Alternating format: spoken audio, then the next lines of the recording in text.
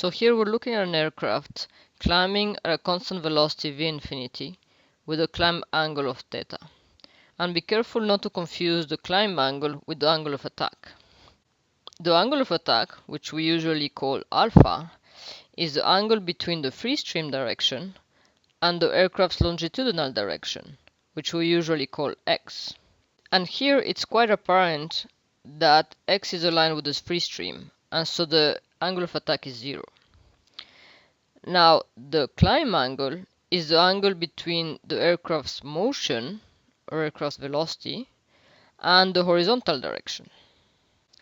So we're asked to derive an expression for the rate of climb, which is the vertical velocity of the aircraft, and which we'll be denoting as h dot.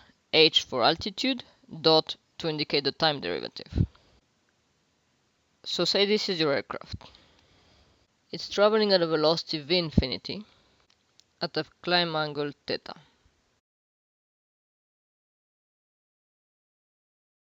So I hope you're not confused by this.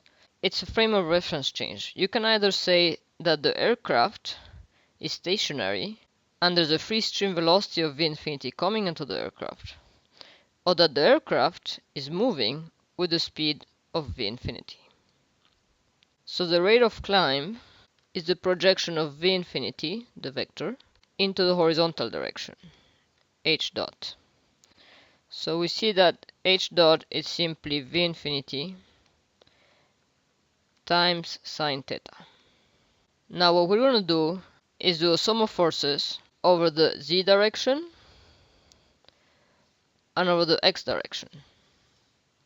We decompose the weight into its two components along z and along x, and start by writing that the sum of forces along the z direction is 0. So we have lift in the positive z direction, theta is here, and then w cosine theta. And this one doesn't help us answer the question, but I still want to write it down and comment on it later. Then if you project along the x direction, you have on one side thrust, and it has to compensate for both drag and the projection of the weight onto the x direction, w sine theta.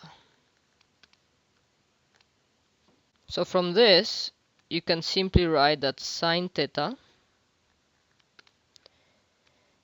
is equal to thrust minus drag divided by the weight. And plug this back into the equation for h dot to write that the rate of climb h dot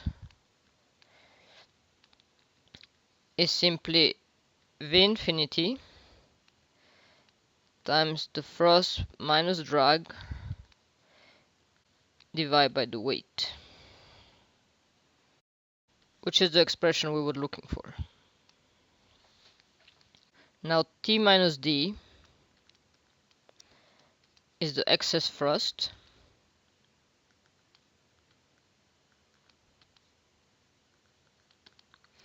and if you multiply that by V infinity, the flight velocity, so V infinity times T minus D,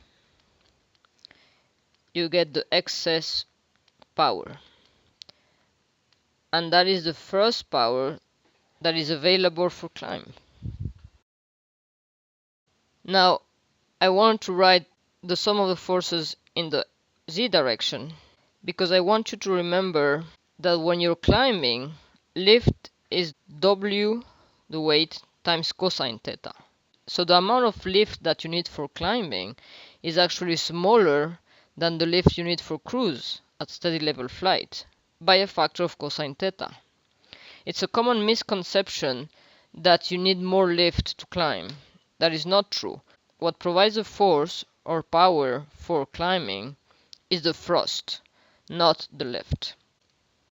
You need a positive excess thrust, that is, thrust larger to drag, in order to climb. It's the engine that does the work for climbing.